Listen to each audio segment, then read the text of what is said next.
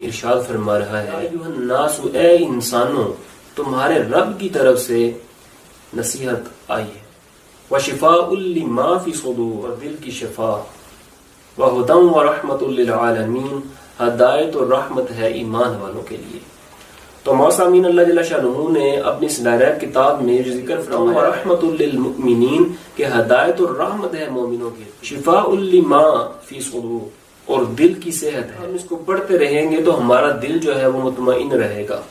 کیونکہ یہ خود اللہ ہی کا ذکر ہے جو اللہ جل شانہ نے حضور خاتم النبیین صلی اللہ علیہ وآلہ وسلم کے ذریعے ہم تک پہنچایا ہے،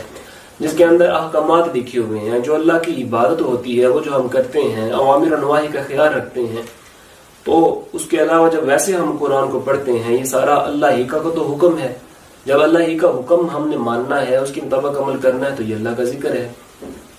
تو صرف سبحان اللہ یا الحمدللہ یا اللہ اکبر کہہ دینا یہ بھی ذکر ہے، لیکن نماز پڑھنا بھی اللہ ہی کا ذکر ہے، اس میں بھی ہم قرآن پڑھتے ہیں،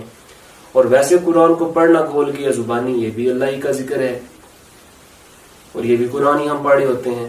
تو اللہ تعالیٰ نے فرمایا کہ الا بذکر اللہ تطمئن القلوب، کہ اللہ کے ذکر سے دلوں کو سکون ملتا ہے۔ اب وہ دل جو بجھے ہوئے ہیں، دنیاوی مصروفیتوں میں غرق ہو چکے ہیں، اور ان کو اللہ جل شانہ کی قربت یا اللہ جل شانہ کے عذاب کا کوئی ڈر خوف نہیں ہے، قیامت میں ہمیں اللہ جل شانہ کی بارگاہ میں حاضر ہونا ہے، پیش ہونا ہے، اس کی فکر نہیں ہے، ایسے لوگوں کے لیے بھی حضور خاتم النبیین صلی اللہ علیہ وسلم ارشاد فرمایا ہے، ترمذی شریف کا حدیث مبارکہ ہے یا صالحین میں بھی لکھی ہوئی ہے، عن ابن عباس رضی اللہ تعالی عنہ، حضرت ابن عباس رضی اللہ تعالی عنہ سے مروی ہے کہ ان رسول اللہ صلی اللہ علیہ وآلہ وسلم قال،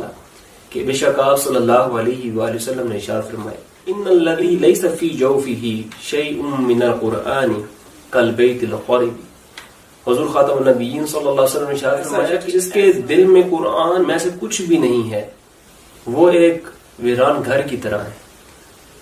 تو موسامین، دل کو اللہ جل شانہ نے صحت عطا فرمائی ہے تو اپنے ذکر کے ساتھ اس قرآن کے ذریعے صحت عطا فرمائی، جو خود اللہ جل شانہ نے قرآن میں فرمایا کہ شفاء لما فی صدور، کہ صحت ہے یہ دل کے لیے۔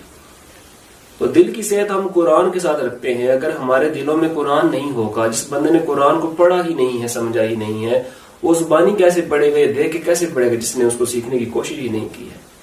تو موسامین، یہ تو علم فکریہ ہے ان لوگوں کے لیے جنہوں نے ابھی تک قرآن سیکھا نہیں، وہ قرآن کو سیکھنے کی طرف آئیں تاکہ قرآن سیکھ کر پھر اس کے بعد اس کے اوپر غور و فکر کریں، اللہ جل شانہ نے جو احکامات نازل فرمائے ہیں ان کے اوپر عمل کر کے اپنی آخرت کو سنوار سکیں۔ اور اللہ جل شانہ نے جو یہ ارشاد فرما دیا کہ شفاء لما فی صدور، کے صحت ہے دل کے لیے، اور ہدی و رحمت للعالمین، ہدایت بھی ہے اور رحمت بھی ہے مومنوں کے لیے۔ اب ایمان والوں ہی تو اللہ جل شانہ مخاطب ہے، اور وہی ایمان والے ہوتے ہیں کہ الذین آتیناہم الکتاب یتلونہ حق تلاوتہ، کہ ہم نے جن کو کتاب عطا فرمائی ہے وہ اس کی اس طرح تلاوت کرتے ہیں، تلاوت کرنے کا حق ہے۔ تو ان لوگوں کے دل جو ہے وہ ویران نہیں رہتے ہیں، بلکہ یہ جو نور مبین، جو کھلی نور والی کتاب اللہ جل شانہ نے عطا فرمائی حضور خاتم النبیین صلی اللہ علیہ وسلم کو، ان میں سے جو ایمان والے ہیں اس کو یاد کرتے ہیں، اس میں سے نور کا حصہ اپنے دلوں میں محفوظ کرتے ہیں، اور جنہوں نے نہیں محفوظ کیا ہوا ان کی مثال اللہ جل شانہ کے نبی نے ارشاد فرمائی کہ ویران گھروں کی طرح ہے۔ اور اسی طرح وہ گھر جس میں قرآن نہیں پڑھا جاتا ہے، یعنی کہ اس کی تلاوت نہیں کی جاتی ہے، اس کو پڑھا نہیں جاتا ہے، اس کی مثال حضور خاتم النبیین صلی اللہ علیہ وسلم نے یوں ارشاد فرمائی ہے۔ یہ بھی ترمذی شریف کے حدیث مبارکہ ہے، جو صحیحین میں بھی لکھی ہوئی ہے، مسلم شریف میں موجود ہے۔ عن ابی ہریرہ رضی اللہ تعالی عنہ، حضرت ابو ہریرہ رضی اللہ تعالی عنہ سے مروی ہے کہ ان رسول اللہ صلی اللہ علیہ وسلم،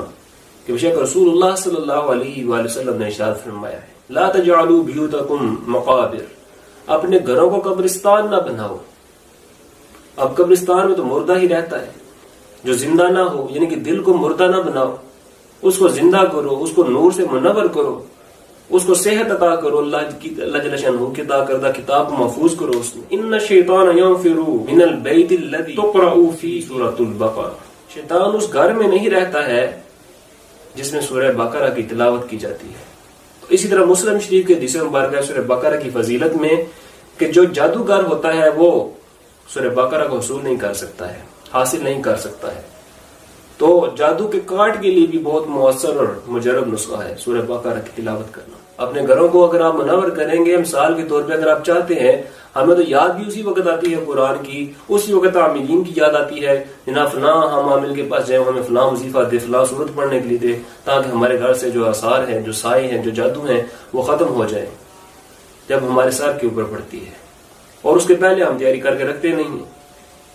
اگر روز ہم قرآن کو پڑھتے رہیں، اس کے اوپر عمل کرتے رہیں، شریعت کے احکامات کے مطابق زندگی گزارتے رہیں، تو پھر تو ہمارے دلوں میں، ہمارے گھروں میں برکتیں اور نور ہی نور ہو، پھر یہ نحوست داخل ہی نہ ہو۔ تو یہ قصور کس کا ہے؟ اگر سردی آنے والی ہو تو ہم سردی کا اہتمام کرتے ہیں، گرم کپڑے استعمال کرتے ہیں، کمرے کو گرم رکھنے کے لیے ہیٹرز کا استعمال کیا جاتا ہے، گرمی آتی ہے تو گرمی والے کپڑوں کا اہتمام کیا جاتا ہے، اے سی کا استعمال کیا جاتا ہے، کولرز کا استعمال کیا جاتا ہے،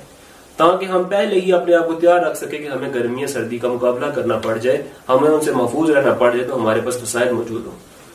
تو وہ گرمی جو قیامت والے دن ایسی دوزخ کی آگ جو کہ اس دنیا کی آگ سے 70 گنا زیادہ گرم ہوگی، اس کا سامنا کیسے کریں گے؟ تو موسامین، یہ دنیا دارالعمل ہے، جو کچھ ہم یہاں پہ بوئیں گے وہی جا کے کل قیامت والے دن کاٹیں گے۔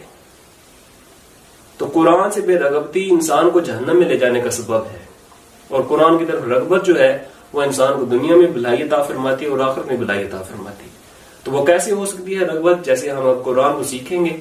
اس کے اوپر عمل کریں گے۔ انما الاعمال بالنیات، حدیث مبارکہ موجود ہے کہ اعمال کا دار و مدار نیتوں پر ہے، لیکن انما ثواب الاعمال بالنیات، اعمال کے ثواب کا جو دار و مدار ہے وہ نیتوں پر ہے۔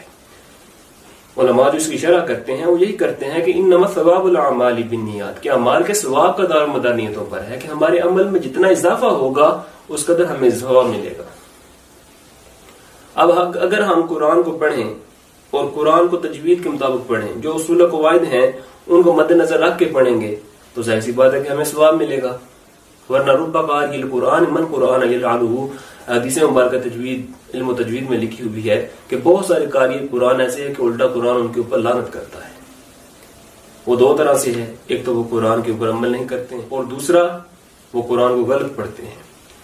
تو موسامین، اس طرح کر کے ترغیب اپنی بنائیں کہ پہلے قرآن کو سیکھیں اچھے طریقے سے، جو قانون اور رولز اور قواعد ہیں قرآن کو سیکھنے کے تجوید کے مطابق، وہ قواعد سیکھیں پہلے، پھر اس کے بعد اس کے مطابق اس کے اوپر پریکٹیکل لائف میں اس کو لے کے آئیں۔ اپنے نمازوں میں ایسا قرآن شامل کریں جو قابل قبول ہو، قابل رد نہ ہو، اور پھر اس کا ترجمہ دیکھیں کہ اس کی تفسیر سمجھیں، علماء کے پاس جائیں، فقہاء کے پاس جائیں، ان کو سمجھیں، ان کے مسائل کیا ہیں، اپنی زندگی کا احساس کمتری سے اپنے آپ کو دور کیجیے۔ ہم دنیا کو سنوارنے کے لیے، دنیا کی آسائشیں حاصل کرنے کے لیے ہر طرح کے تنگ و دو کر رہے ہوتے ہیں، لیکن جو آخرت اصل مستقبل ہے انسان کا، اس سے ہم بالکل دور ہو چکے ہیں۔ اس کی جو حقیقت ہے وہ ہمیں حاصل نہیں ہے، صرف اس وجہ سے کہ ہم نے علم کا، جو دین کا علم ہے وہ سیکھا نہیں۔ تو موسامین، اللہ جل شانہ نے جو ہمیں یہ موقع دیا ہے، جو زندگی عطا فرمائی ہے، اس کا ہمیں فائدہ اٹھانا چاہیے۔ آج سے کم و بیش پہلے اگر 1,24,000 انبیاء علیہ السلام آئے ہیں تو اس کا مطلب یہ ہے کہ اتنی امتیں بھی آئی ہیں، لیکن وہ سب گزر چکی ہیں۔ آج میرا اور آپ کا وقت ہے، آج ہمارے پاس ٹائم ہے، آج ہمارے پاس وقت موجود ہے۔ اللہ جل شانہ نے ہمیں موقع دیا ہوا ہے، ہمیں اس کا فائدہ اٹھانا چاہیے۔ تو موسامین، ہم نے الحمدللہ اللہ جل شانہ کے فضل و کرم سے اسی قرآن کی طرف ترغیب دیتے ہوئے اور قرآن کو آگے بڑھانے کی اور پڑھانے کی اور پڑھنے کے اعتبار سے آگے لے جانے کی جو کوشش جاری رکھی ہے، جو اس چینل کے توسط سے آپ تک پہنچتی ہے تجوید اصلاح کے تھرو، آپ سے بھی ریکویسٹ کروں گا کہ جو بار بار کرتا آ رہا ہوں کہ خود بھی سیکھیں اس چینل کے تھرو، اور باقی جو آپ کے عزیز و اقارب اور احباب ہیں